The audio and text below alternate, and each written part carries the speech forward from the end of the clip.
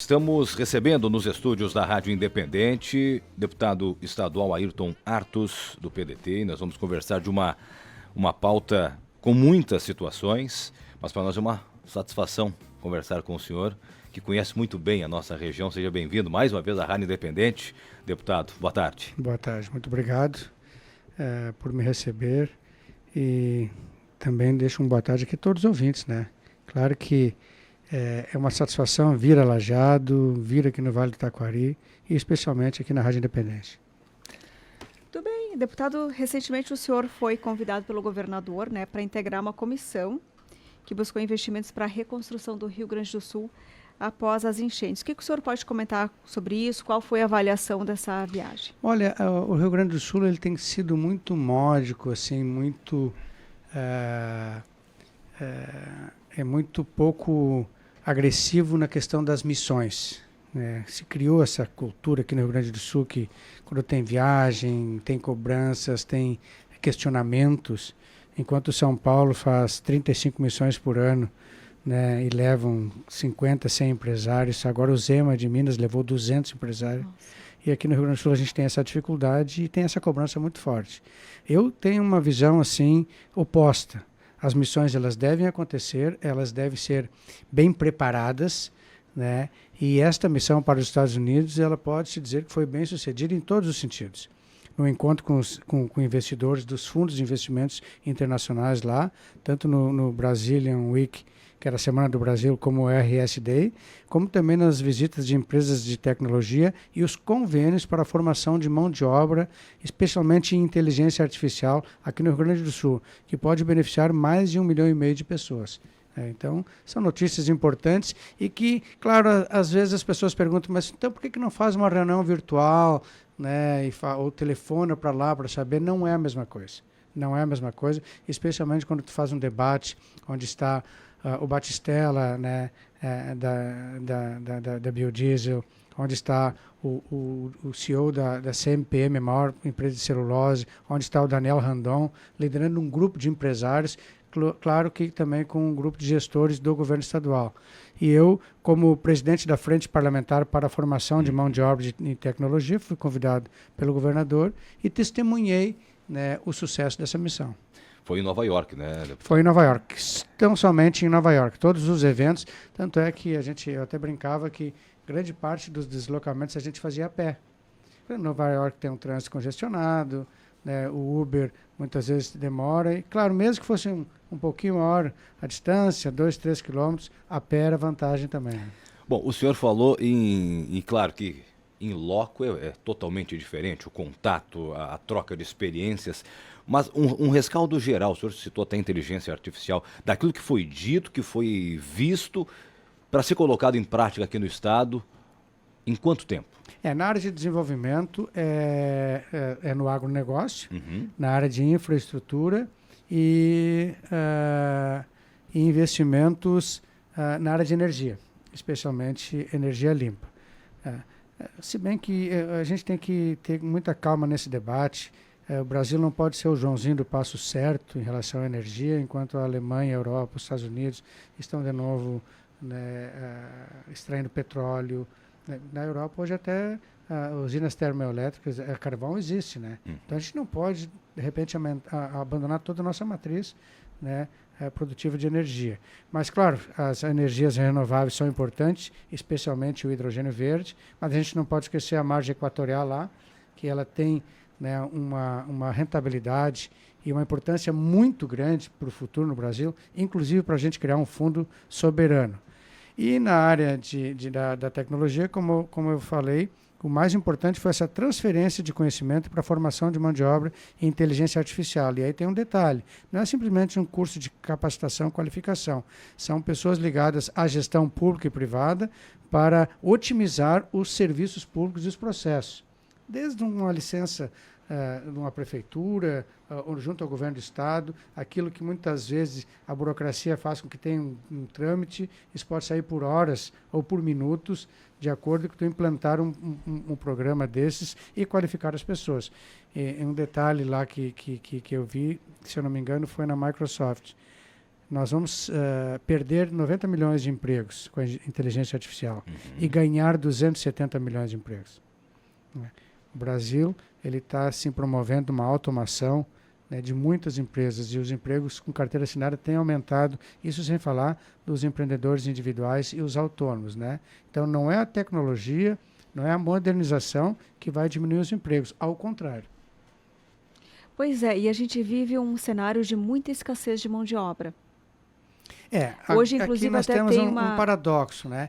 Claro que os programas sociais, inclusive o Bolsa Família, ele tem sido um problema porque até agora nenhum governo conseguiu organizar, né, a saída do Bolsa e também a sua transição. A gente vê muito, eu vejo pela experiência do meu dia a dia, pessoas que têm algumas profissões, né, que elas continuam no Bolsa Família, ou ele é garçom, né, ou ele no fim de semana ele trabalha no entretenimento de crianças. São muitas atividades em que a pessoa não tem esse vínculo, não tem carteira assinada e tem o Bolsa Família. Mas estas pessoas, elas se continuassem ainda tendo uma ajuda social, elas aceitariam ser inseridas no mercado formal. Então, essa questão de ainda ter uma renda mínima, como tem na Europa e tem na China agora, a China lançou uma renda mínima universal e que as pessoas pudessem ter um emprego formal, né, e ainda assim ter algum subsídio por algum tempo, até formar aquela consciência e aquela ambição positiva, né, aquela ambição sadia de a pessoa querer crescer na vida e não se acomodar com o valor do Bolsa Família. Esse é um problema. E o outro é a questão da capacitação. Né? As pessoas, por incrível que pareça, a gente estagnou um pouco na questão do estudo formal, né, o estudo básico. Olhando os números, a gente vê, não, mas são tantas pessoas que se formam no ginásio, tantas pessoas que se formam no segundo grau, mas na vida real as pessoas saem sem saber fazer um ofício, saem sem ter uma profissão, estão despreparadas para o mercado de trabalho. Então são dois aspectos que a gente tem que trabalhar. Não é impossível alcançar isso, né, mas tem que ter uma mobilização da sociedade e a mudança de algumas regras. Deputado, tem uma pauta que é muito importante e a gente tem que tocar também. O senhor se reuniu com a Secretaria da Reconstrução Gaúcha e a concessão da 453 estava em pauta. Quais são as novidades? Porque a gente sabe que a gente necessita de melhorias para a RSC 453 para ontem, né? Bom, eu sou uma pessoa que sempre trabalhei muito, enquanto estou na política, pelo desenvolvimento econômico. Eu vejo que o desenvolvimento econômico, a geração de riquezas, claro, e consequentemente a geração de emprego, é a forma de ter condições para trabalhar as outras áreas, especialmente as áreas humanas. Né? Seja a saúde, seja habitacional, seja social. Se tu não tiver um desenvolvimento econômico, tu não reparte pobreza. Então nós temos que trabalhar em prol do desenvolvimento econômico.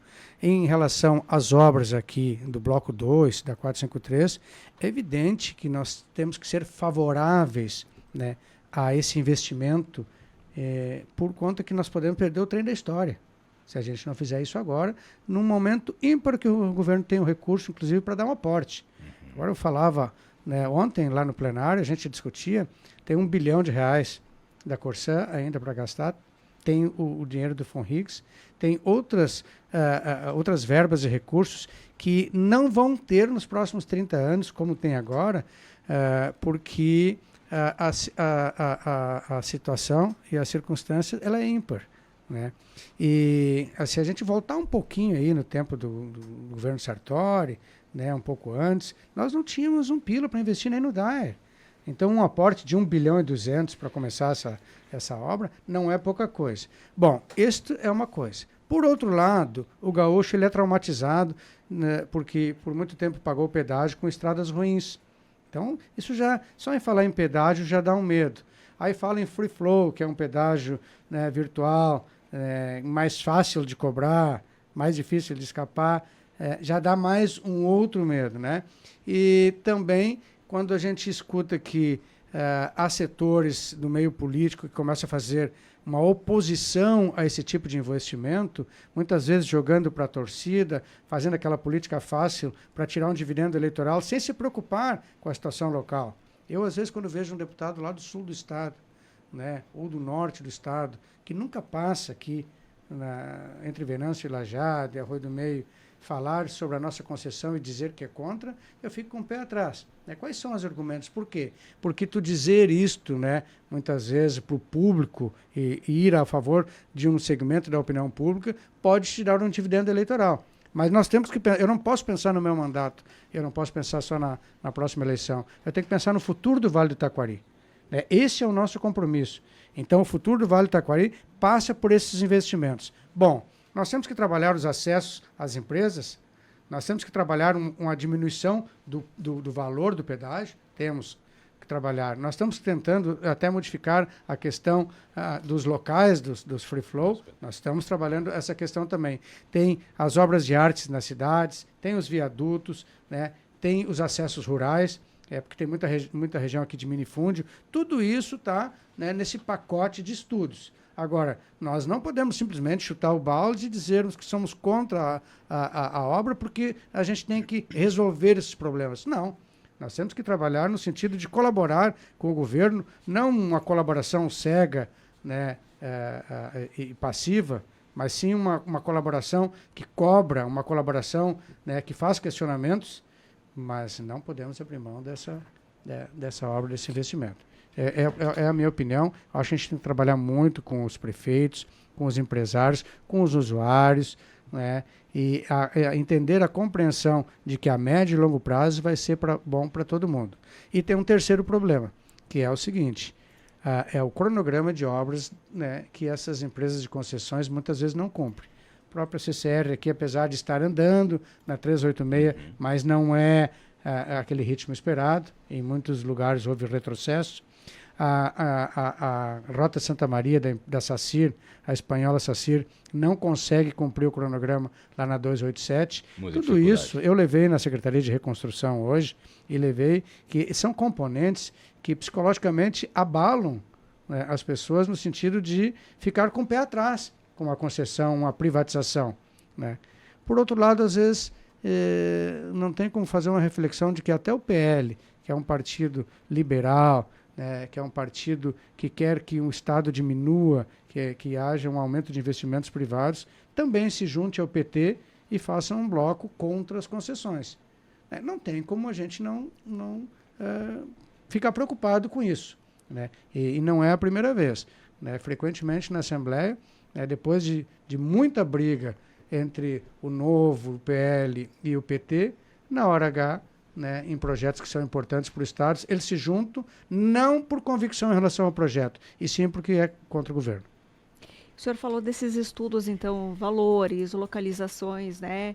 E como é que o governo está receptivo a esse estudo que vocês estão fazendo? Como é que o governo está vendo tudo isso? Está sensível. Em relação aos valores, já houve um compromisso que haverá uma diminuição. Tanto por parte do governador, a gente teve um encontro, né, com ele, e eu, claro, por privar, né, da gestão do governo e junto dele, do vice-governador e dos secretários, participar de encontros como esse na missão, como foi a missão também para o Japão, eu pessoalmente coloco isso para ele. Mas nas reuniões das lideranças da bancada e também nos encontros técnicos com a Secretaria de Reconstrução e o secretário Pedro Capelupi, a gente deixou bem claro que deveria haver uma redução. Então, esse estudo vai ser apresentado de qual é o valor de redução. Eu, por exemplo, cito, né, um caso ali local, mas que ele serve, né, para toda a extensão. O valor do pedágio hoje entre Venâncio e Lajeado, ele é 1. Se vai ter 2 postos de pedágio, que a soma dos 2 não ultrapasse o valor atual, né?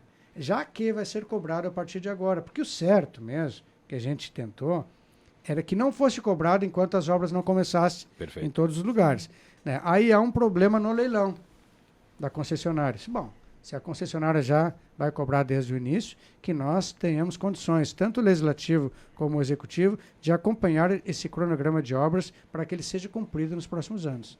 E já tem um momento para tudo isso ser definido? O que se fala? Eu acho que em 15 dias nós teremos uma definição. Eu tenho mais um encontro marcado, inclusive agendei com a subsecretária uma visita dela e eu vou, né, ver se eu até trago ela no meu carro para fazer esse trajeto de Venâncio aqui, em direção a Lajeado, Arroio do Meio, Encantado, e para que ela conheça o local e também para que ela tenha um entendimento. Porque isso não é para qualquer um, e eu tive assim, o privilégio de viver essa realidade. Quando eu vinha nos jogos aqui do Lajadense, nos anos 70, a gente vinha por Mariante pela RS-30. E quando começou a asfaltar, simplesmente a RS-30 terminou em Cruzeiro, porque veio a notícia de que o governo ia fazer uma nova estrada chamada 453, que ligaria Venâncio, passando ali para o Mato Leitão, direto. Isso não estava no escopo há 50 anos. Então a gente viu, né, isto nascer, né? Também as rotas de fuga. Eu expliquei para eles, olha, vocês têm que cuidar onde vão botar isso, porque não adianta vocês terem uma voracidade, né, no sentido de querer cobrar de mais gente e ter um monte de rota de fuga que vai causar o transtorno para os motoristas e para as localidades, né? Tudo isso a gente tem discutido e eu tenho feito muita pressão. Eu posso dizer que semanalmente estou assim fazendo contrapontos e dando sugestões para a Secretaria de Reconstrução, não só na área de infraestrutura, em outras áreas também, como habitacional, mas especialmente essa questão do Bloco 3 é uma questão que eu me sinto na responsabilidade de dizer agora que mais vale, né, nós termos, né, esse compromisso desse investimento agora, porque daqui a 20 anos, né, as novas gerações vão cobrar. Por que a gente perdeu essa oportunidade, né, lá no ano de 2025? E a oportunidade é agora. E aqueles que estão fazendo assim um jogo para a torcida, um show pirotécnico, dizendo que é contra esta duplicação, por isso, por aquilo, eu gostaria de que viesse aqui, né, agora assumir né, essa posição, mas que também viesse aqui daqui a 15, 20 anos dizer por que era contra. Para fazer o antes e depois. Só uma questão, o senhor falou, quem sabe 15 dias se defina o rumo do Bloco 2, de uma forma geral. Sim. E eu falo isso porque a gente tem que tomar essa decisão antes que nós sejamos atropelados pelo bloco 3. Eu tenho informações que o Bloco 3, que vai ali de Portão em direção à região da Serra, está sendo muito bem aceito. Inclusive já há investimentos na iniciativa privada pensando na duplicação, né? Já há uma reação do próprio PIB em relação a isso, de todas aquelas regiões. E nós temos que ter esse amadurecimento. E claro, tem uma parte da sociedade que é a favor e tem uma parte que é contra. Eu acho que a gente tem que abrir um diálogo franco, né, especialmente no meio popular. Eu fui abordado numa festa paroquial faz 60 dias, lá em Venâncio Aires.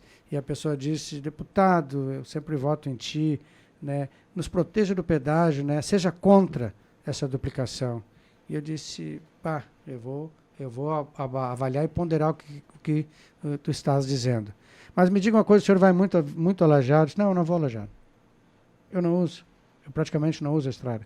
E o senhor é contra porque... Eu sou contra porque estão falando, e as pessoas estão falando que tem que ser contra. Então a gente tem que ter um pouco cuidado. Tem gente que vai ser sacrificada, tem pessoas que trabalham aqui em outro lugar, é Arroio do Meio, Lajeado, perto, Cruzeiro, Venâncio, Mato Leitão, né, que tem realmente esse transtorno e esse prejuízo. Isso está claro, não dá para tapar o sol com a peneira. Mas no conjunto, né, de todas estas situações, nós temos que avaliar os prós e contras para ver se a gente agora, né, consegue mostrar que é vantajoso. Por exemplo, está provado que na logística, do transporte, por exemplo, um caminhão ganha 4 dias por mês. E também está provado que, de uma maneira geral, é vantajoso economicamente tu ter uma duplicação mesmo que tenha pedágio. O que não pode, nós demorarmos 50 minutos para vir de Venâncio a Lajeado, né? E depois mais 50 minutos para voltar, quando tem que resolver um problema em loco. E assim a gente podia, numa progressão, mostrar muitos exemplos nesse sentido. Na verdade, agora vocês estão numa corrida contra o tempo. Tu fala vocês, mas eu não sou do governo. Eu não estou propondo essas medidas em algumas antipáticas. Nós estamos avaliando, né, como viabilizar a obra e questionando as ações do governo. Então, o governo é o executivo e nós somos o legislativo. Mas nós, no legislativo, a gente não faz uma oposição cega, né, e muito menos tenta apenas querer aparecer, né. E sim, a gente se debruça sobre os números, sobre os mapas, sobre os projetos e tenta ajudar o governo a viabilizar o projeto, minimizando os impactos junto à população. Bom, deputado, a gente sabe que o senhor tem uma nova agenda na sequência, a gente agradece a presença, o microfone da Rádio Independente sempre aberto e fica à vontade para as considerações finais. Olha, eu fico muito agradecido de poder participar aqui ao vivo. Nós estamos com o nosso assessor Cristiano Kaufmann e um novo assessor do gabinete, Matheus Selk, né? É aqui de Lajeado, que está trabalhando, gerenciando assim o nosso escritório regional, e devo dizer para a comunidade que a gente está sempre, né, defendendo os interesses da região, seja ele na área de infraestrutura, seja ele na área da saúde, com emendas para vários hospitais, com projetos que ajudem todos os hospitais, mas também na cultura. Hospitais, que é uma bandeira do senhor. Pro Hospitais, que é uma bandeira, que ele está por um triz, agora a gente vai a São Paulo, né, falar com o secretário da Fazenda, que é um obstáculo no CONFAS. Minas a gente superou, ainda resta São Paulo. Mas, além disso, também na área do esporte, na área da cultura, a gente tem ajudado a Aslivata, a 24ª, né, a região tradicionalista, todos eles com verbas no sentido de viabilizar e expandir, né, a sua atuação. Até fora do ar nós estávamos conversando antes, o futebol amador aí, que o senhor também está mandando uma ajuda aqui para as Aslivata, que reflete para com as equipes. Tá certo, eu até estou pensando em fazer um jogo de despedida. Olha aí, ó. Encerrando a carreira. No alto de 67 anos, eu acho que tá bom, né? Deputado, muito bom conversar com o senhor, né? Eles sempre o microfone aberto e a Rádio Independente à disposição. Sucesso!